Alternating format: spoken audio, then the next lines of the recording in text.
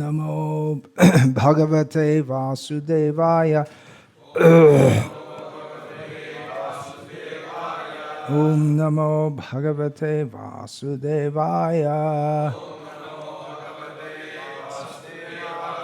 Om Namo Bhagavate Vasudevaya.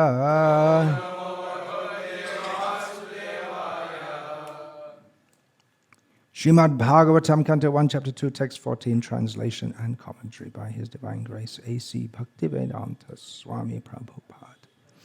Tasmad ekena manasa bhagavan sattvatang patihi shrotavya kirtitavyascha dheyaf pujascha nityada.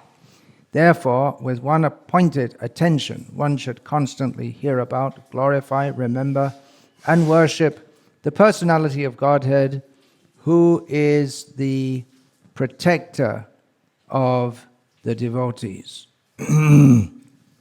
Purport: if realization of the Absolute Truth is the ultimate aim of life, it must be carried out by all means.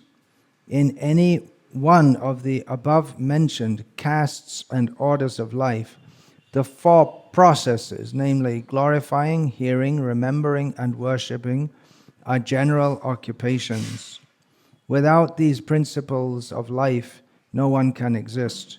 Activities of the living being involve engagements in these four different principles of life. Especially in modern society, all activities are more or less dependent on hearing and glorifying. Any man from any social status becomes a well-known man in human society within a very short time if he is simply glorified truly or falsely in the daily newspapers. Sometimes political leaders of a particular party are also advertised by newspaper propaganda, and by such a method of glorification, an insignificant man becomes an important man within no time. But such propaganda by false glorification of an unqualified person cannot bring about any good, either for the particular man or for the society. There may be some temporary reactions to such propaganda, but there are no permanent effects. Therefore, such activities are a waste of time. The actual object of glorification is the Supreme Personality of Godhead, who has created everything manifested before us. We have broadly discussed this from the beginning of the Janmadhyasya shloka of this Bhagavatam. The tendency to glorify others or hear others must be turned to the real object of glorification, the Supreme Being, and that will bring happiness. Tasmade kena manasa bhagavan sattvatang patihi shrotavya kirtitavyascha dheyaf pujascha nityada. Om Jnana Timirandhasya Jnananjana Shalakaya Chakshurun Militam Yena Tasmai Shri Gurave Namaha. Nama Shreshtham Manumapi Shachiputram Atra Surupam Rupam Tasya Gajamurupurim Maturim Goshtavatim Radha Kundam Girivaramaho Radhika Madhavasham Prapto yasya pratitha kripaya Shri Gurun tam namaste. Vandeham Shri Guru Shri Ataf Padakamalam Shri Gurun Vaishnavangscha Shri Rupam Sagrajatam Sahagana Raghunatanvitam Tam Sajivam Sadvaitam Savadhutam Parijana Sahitam Krishna Chaitanya Devam Shri Radha Krishna Padan Sahagana Lalita Shri Vishakha Vitamscha. Hare Krishna Krishna Krishna Hare Hare Rama Rama Rama Hare Hare Narayana Namaskritya Narang Chaiva Narotavam Deving Sarasvating Vyasa Tato Jayam Udirayet. Glorification. Kirtan. Kirtan means glorification. That is going on. Srila Prabhupada points this out, and especially in modern society, there's much glorification of people who are not really worthy of glorification. sports stars, film stars, political stars. They don't offer anything of permanent value or actually have any real value at all to anything or anyone. I've just been going through some conversations of Srila Prabhupada in 1976, and there was a lot of hope in India at that time that the new government will uplift India. Indira Gandhi's government had fallen and there was a pro-Hindu government. The BJP hadn't formed at that time. It was the Janta Dal? No. Janta Party. And Prabhupada said he wasn't enthusiastic. He said the same thing's going to... I remember also prior to the last general election how some of our devotees were getting all enthusiastic and about a certain party being elected and how all of a sudden it's going to bring Swarga Loka or Vaikuntha to India, but the reality is not so. So Srila Prabhupada points this out, that even an insignificant people become important by the method of glorification. And he says newspaper propaganda. Nowadays it's internet also, and so many things, TV and so many things. And some people, understanding this, try to promote themselves. You can even get a publicity agency to promote yourself, whatever it is you're doing. And in one, we're also in Krishna consciousness, but we're trying to promote glorification of Krishna. That is the point.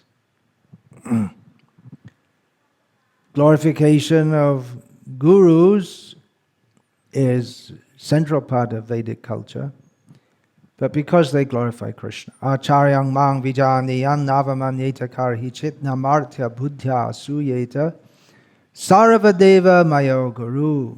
Krishna says that one should not disrespect the Acharya or think him an ordinary person who's subject to death like everyone else. One should not be envious of him because one should know that he is non-different from myself and a representative of all the godly people. So it's a very high level of respect.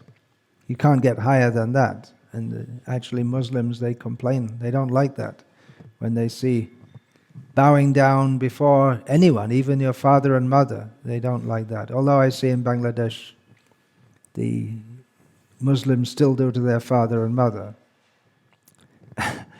Their culture is deep there.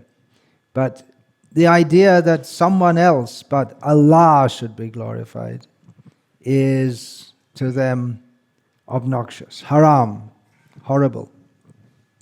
But then Krishna himself, he wants to see his devotees glorified. But it becomes something of a paradox, or it's exploitable, we could say, because it's just like Krishna likes his devotees to be happy. I'm a devotee, so I should be happy.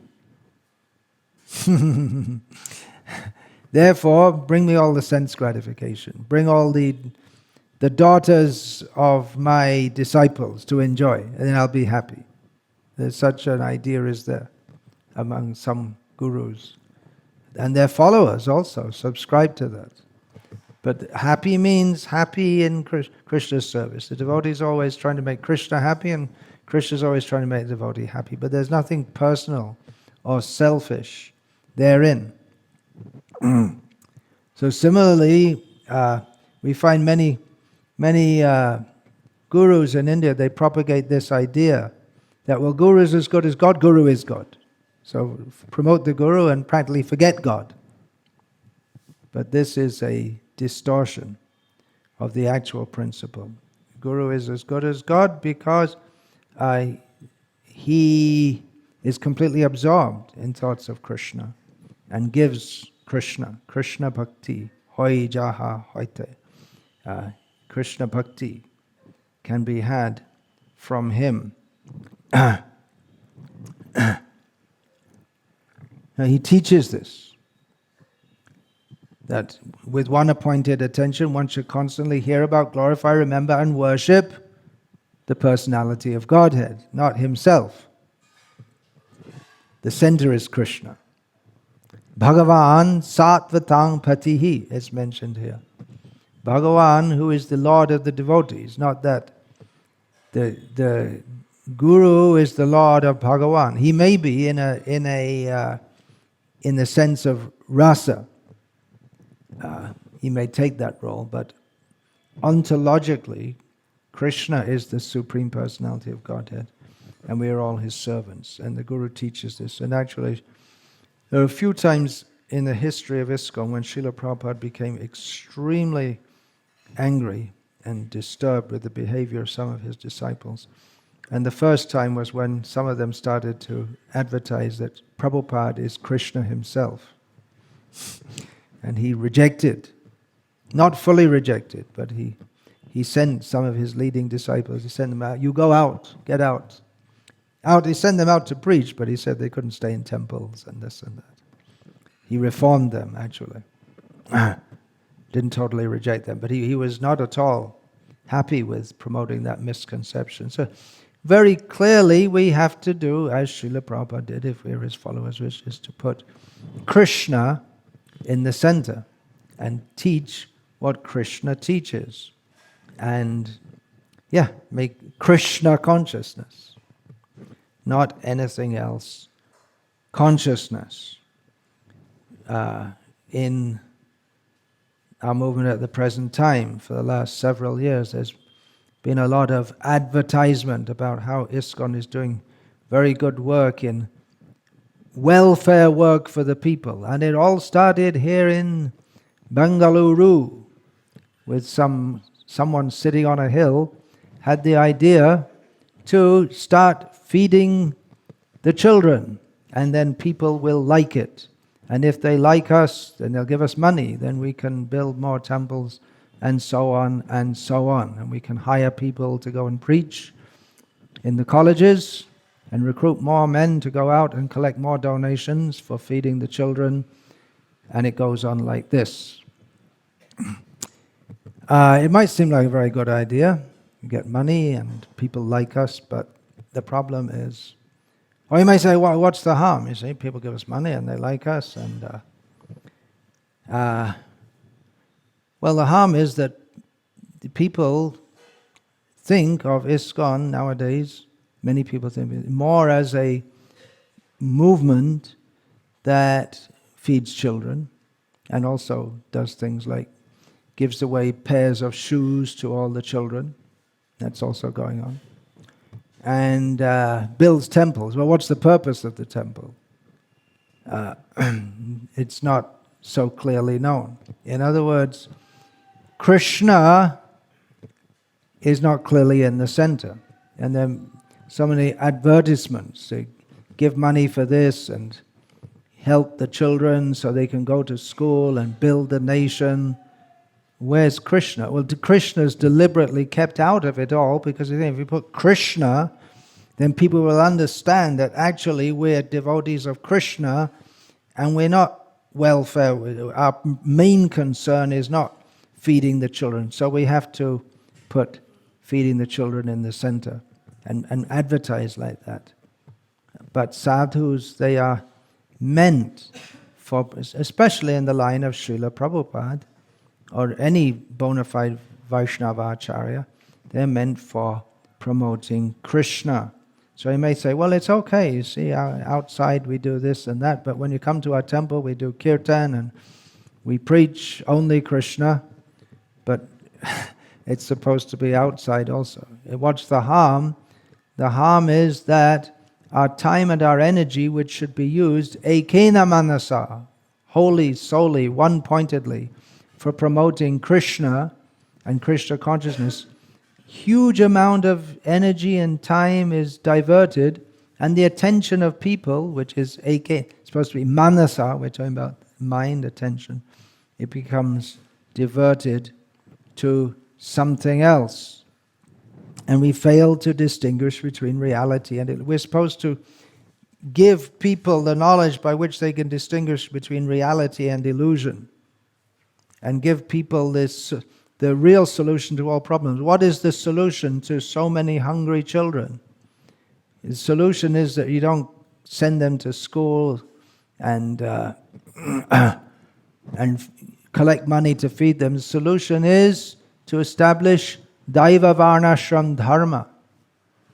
Instead of promoting this industrial, technological society in which there will be so many disturbances and discrepancies, the solution is, well, the ultimate solution is always to remember Krishna, and the social solution is to establish Daiva Varnashram Dharma. Daiva Varnashram Dharma means Varnashram Dharma with clearly centered on Krishna, as distinguished from the Asuric Varnashram, which is the caste system based on privilege by birth,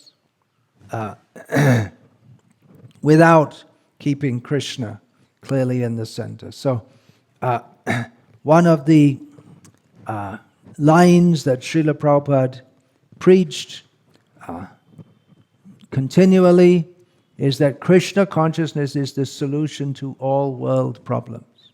It's not just for some individuals to chant Hare Krishna and leave this world and go to the spiritual world, but it's meant for solving all problems. And that's right there from the Bhagavad Gita. Anad bhavanti bhutani parajanyadana sambhavaha.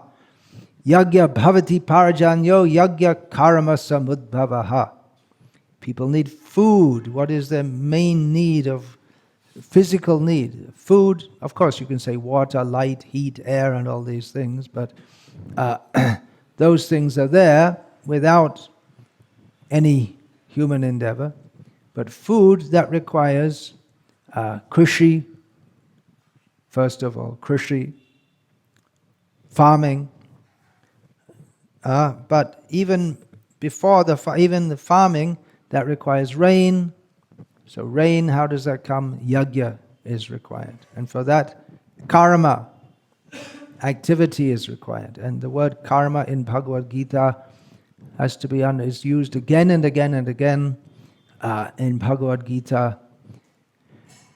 And it has to be understood contextually in each time. So karma is often sin. It means, in most cases, it means activities performed according to shastric directions. In other words, according to dharma. So the Krishna conscious solution to all world problems is to put Krishna in the center, ekena manasa, and that is the panacea for all material problems. But that's not the main point. The main point is to be Krishna conscious and go to Krishna. So you may say, well, people aren't interested in that. They're interested in feeding the children. They're interested in material things.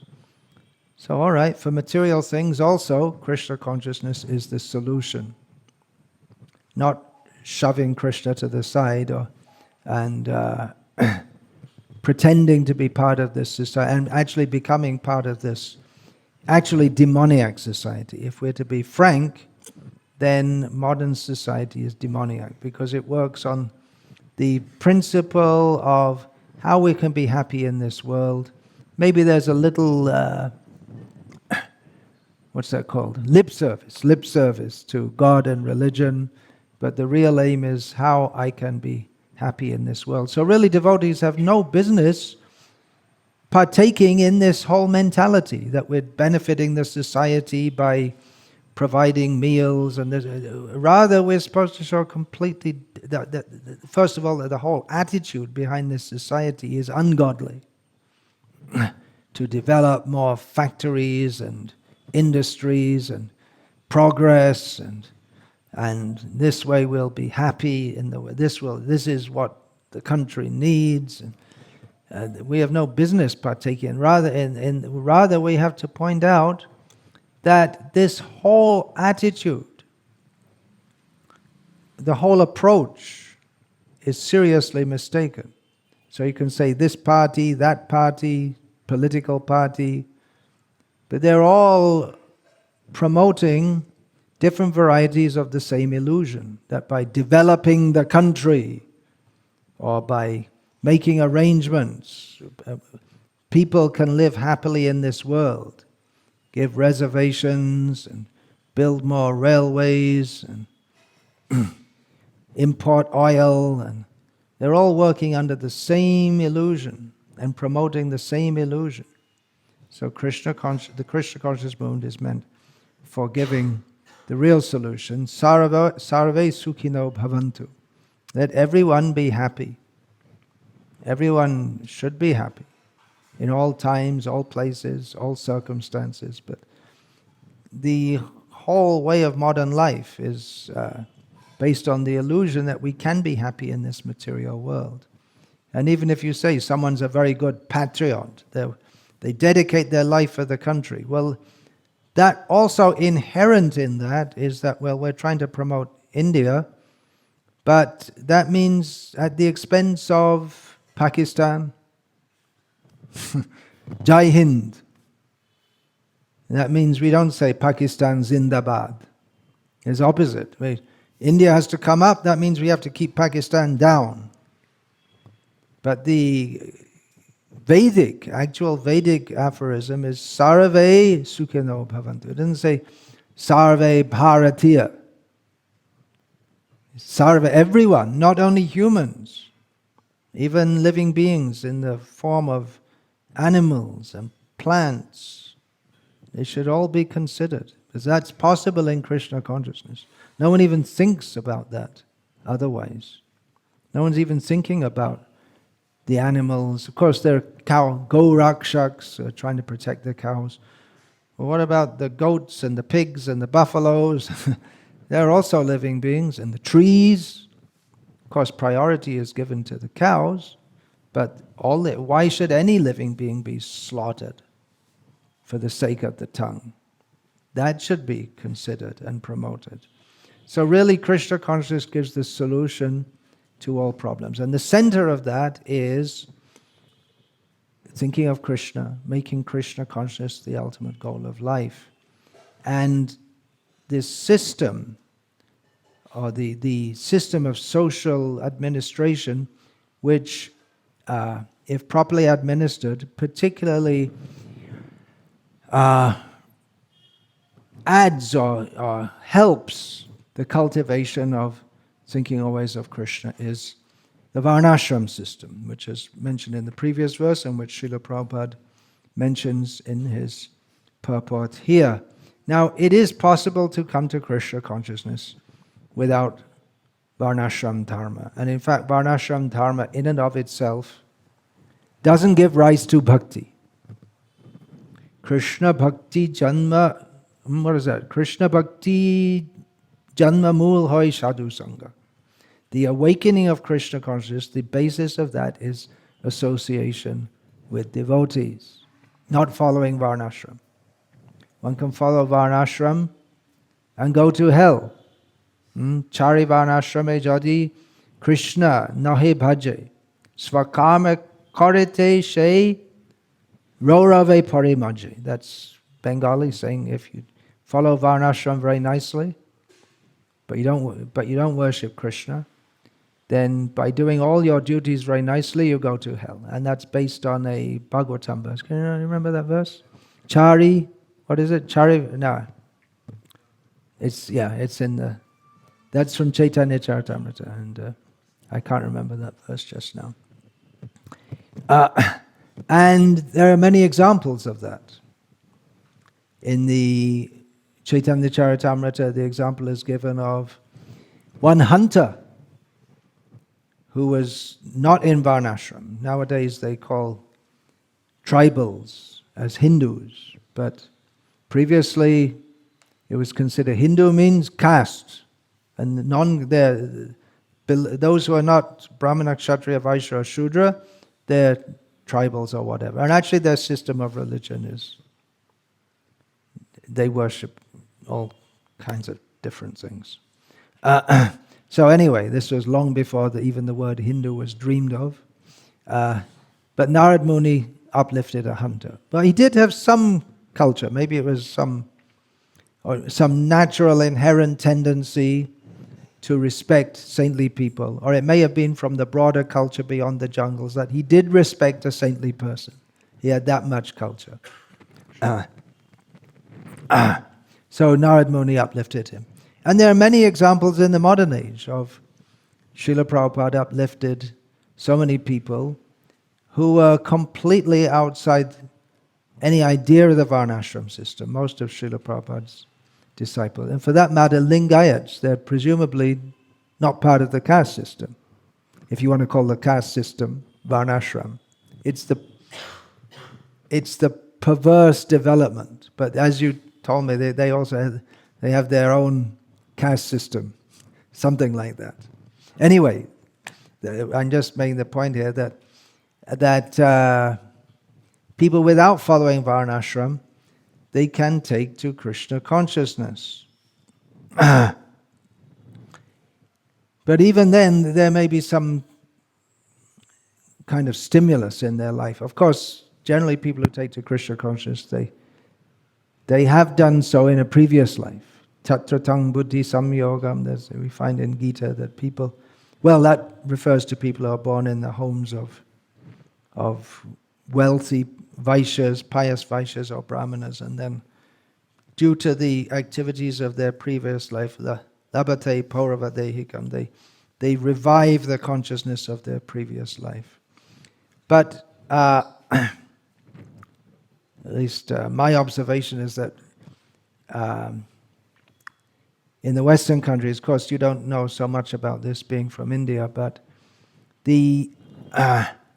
in the Western world, the religious cultures, which are more personal, we tend to get more people becoming devotees from them. I specifically mean Catholicism and Orthodox Christianity, in which there's worship of icons is very big in Orthodox religion, and worship of saints with statues and pictures, whereas in hardcore Protestant Catholicism, they don't believe in having any pictures, they don't worship any saints, they don't have respect for any authority system. It's like Ritvikism. It's just, we believe in Jesus and the Bible, and no one in between.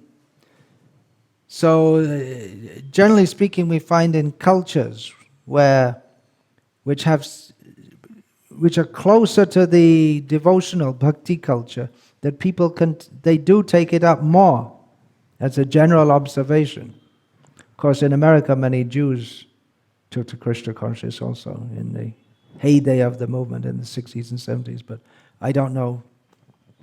I have almost no knowledge of Jewish culture whatsoever. Anyway, it's a general observation that people, they have a tendency more of a tendency to conceive of God in a personal way, and then they can more easily take to Krishna consciousness. A very good example is that in the Buddhist countries, it's very difficult to preach Krishna consciousness because they have no idea of God, literally. In Thailand, I was there for some time, they have no word in their language which corresponds to the word God in English. They have no concept. They don't think Buddha is God. They think it's a great offense to say like that. It's very difficult to preach to them. There may be other factors that help to stimulate. You say there is some kind of stimulus or background. Not in every case. I mean, people who have faith in God at home, they're raised to believe in God. But there are many people who are raised in atheistic homes who also took to Krishna consciousness. So, but there is a pattern that Krishna also gives the idea of people who have pious natures. So certain cultures, they may not be directly Vedic culture, but they may foster some kind of piety or even impious things. Some hippies, ex-hippies, they said that taking hallucinatory drugs gave them an experience of consciousness beyond the normal, which stimulated their interest in ways of investigating consciousness beyond the everyday. So some people say that drugs help them to come to Krishna consciousness. It might have been the beginning of a long journey, but in and of themselves, certainly drugs don't help one to come to Krishna consciousness. Or it may be just by their nature. If people are very simple-minded, that's one of the qualifications of a Vaishnava. They're simple in as much as they can easily accept, yes, there is a God, yes, I have to serve Him, yes, these people are good, whereas other people are very doubting and untrusting, and it becomes more difficult for them to take to Krishna consciousness. Of course, very few people are actually very simple. If you dig a little deep, you'll find there are piles of material desires in the hearts of everyone, even if they seem very simple and straightforward. Suffering can be a good impetus for people to come to Krishna consciousness, and in most cases, I would think, or if we discuss with devotees, we'll find that a sense of material suffering was an impetus for them to look beyond their day-to-day life and try to, when they can't find a solution at the ordinary level, then they want to look to God like this. So these are not in and of themselves stimuli for Krishna consciousness, but they may help. It may be that someone, for instance, is in some Christian culture, but then he finds, I can give myself as an example. I was raised as a Roman Catholic, but started to think a bit, well, if God is all good, then why does He throw most people into hell forever? For instance, I had my doubts. So then that may start a search, and then when we come in contact with good knowledge of our actual situation in relationship to God, as we find in Krishna consciousness, that Krishna doesn't throw everyone into hell forever. That's a misconception. There may be punishment, but that is for rectification. And He gives us chances again and again, life after life. So I'm just trying to make the point here that it may not that we come through Varnashram to Krishna consciousness, and especially in the modern age, the Varnashram system is broken down, and there may be other stimuli arranged by Krishna that we come. There are many devotees also say that in their life it seemed to be so many coincidences, which actually couldn't be a coincidence, which things happened in their life, which just, it was almost as if Krishna, and actually it's a fact, from behind was making all arrangements to bring them to Krishna consciousness. So people can come to Krishna consciousness without it. Then why do we emphasize it? Why do we emphasize Varnashram? Because it is a systematic method for bringing people.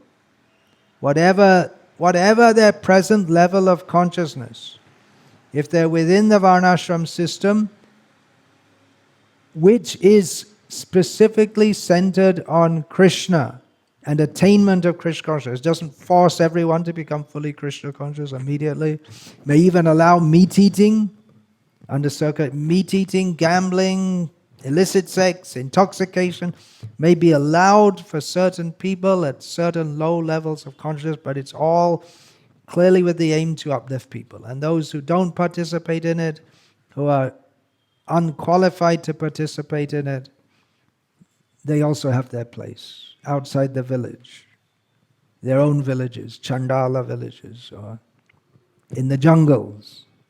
They also have, so everything is, it's a system, it's a systematic method to bring people to Krishna consciousness with the long term in mind. It may not even be in this lifetime.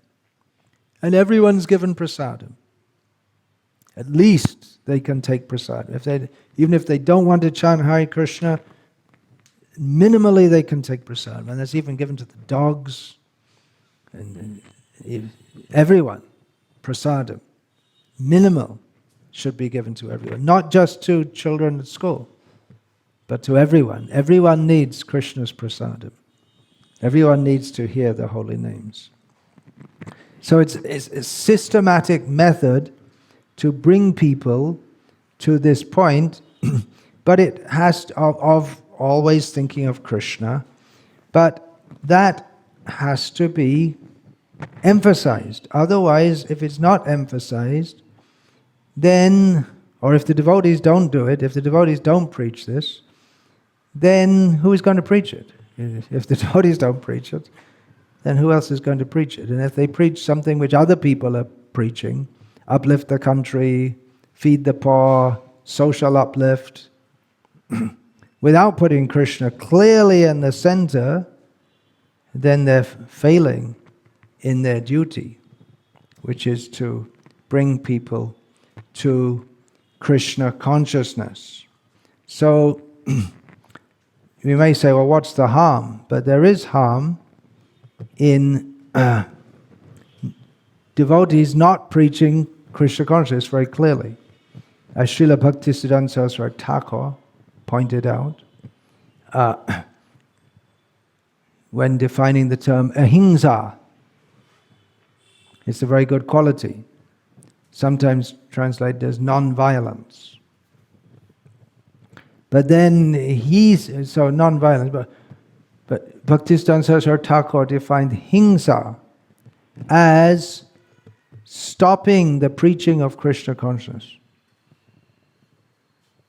If you may think that, well, himsa, violence, means just you walk up to someone and slap them in the face. That's himsa, isn't it? There are advertisements all over Bangalore for someone slapping something like that. You must have seen them on the street. I don't know what it's for, something. Have you seen that? You must have seen.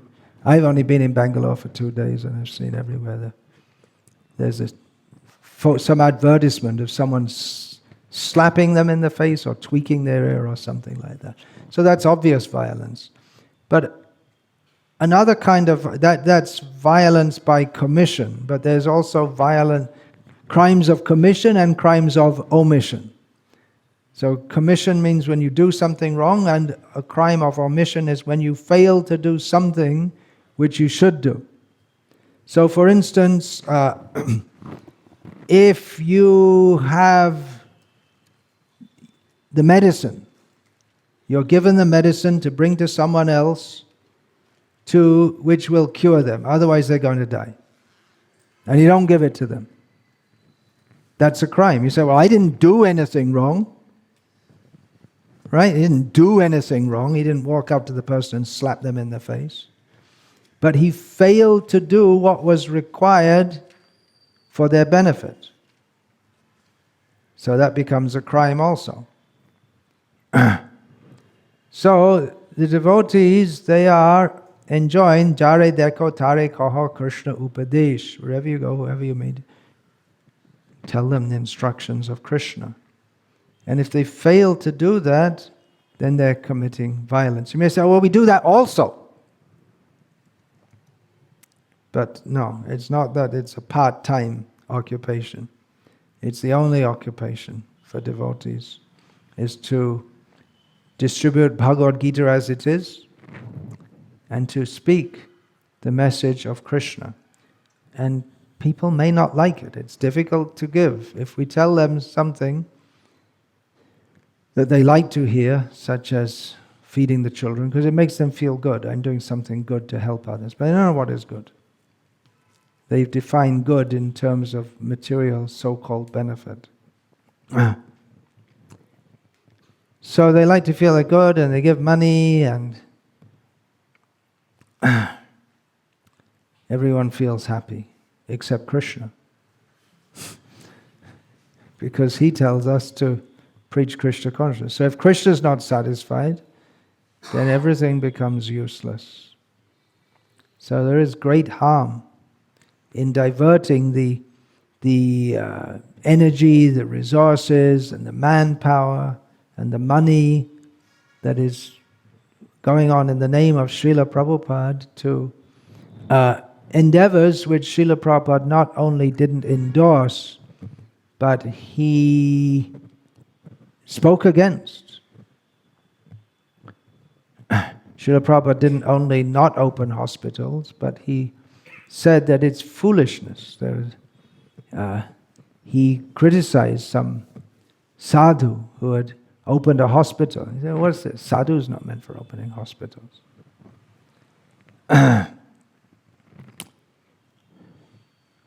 So, tasmad ekena manasa bhagavan satvatam patihi shrotavya kirtitavyascha dheya pujas chanityada. With one pointed attention, one should always hear about, glorify, remember the personality of Godhead, who is the protector of the devotees. So here in Bhagavatam, Varnashram is discussed, but always keep in the center to remember Krishna. That is the real point. And to remember Krishna, we really have to make an endeavor. It's not coming spontaneously to us. Should do, but we're in Maya. So, since time immemorial. So therefore we have to make an endeavor. We have systems also to revive our Krishna consciousness. Rising early, attending kirtans, performing service for Krishna, hearing, systematic hearing. What is it? Hearing, shrotavya, kirtitavya, chanting, remembering, worshipping, systematic way of doing so. And we may think, ekena manasa, that sounds just boring, just one thing all the time. Sometimes people ask, why all the time? Why all the time, the same thing? Especially in modern life, there are so many varieties one can indulge in. The internet has opened the possibilities of the world. There are all kinds of things you can do out there on the internet. But we just do the same thing every day. Same mantras, or same mantras, especially one mantra. Why the same? Well, it may seem the same, but actually Krishna is Akila Rasamrita Sindhu. He's the ocean of all nectarian mellows and tastes.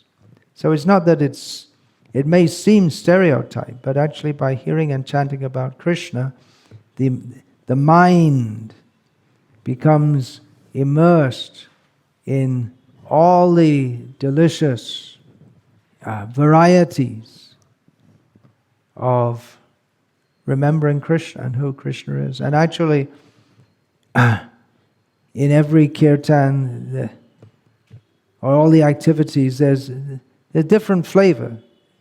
Isn't there, when we're singing Sangsara Dava Nalalivraloka?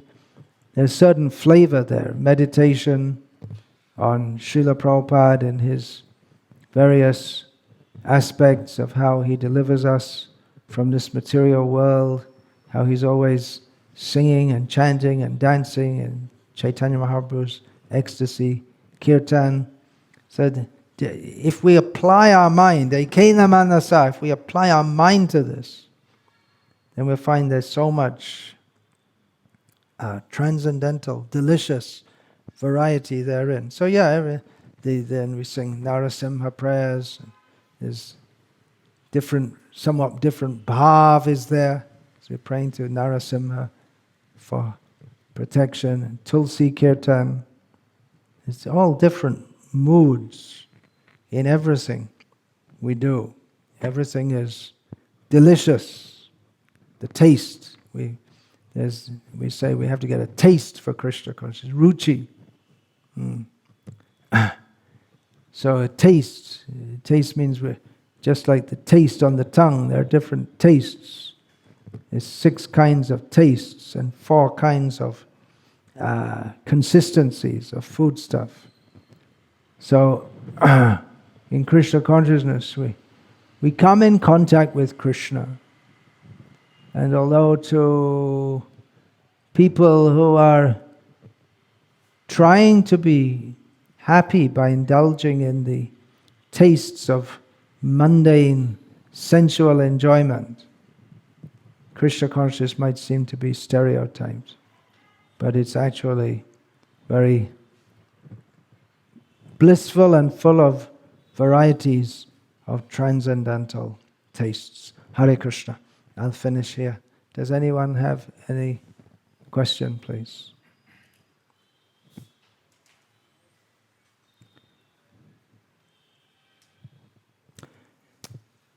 Hare Krishna.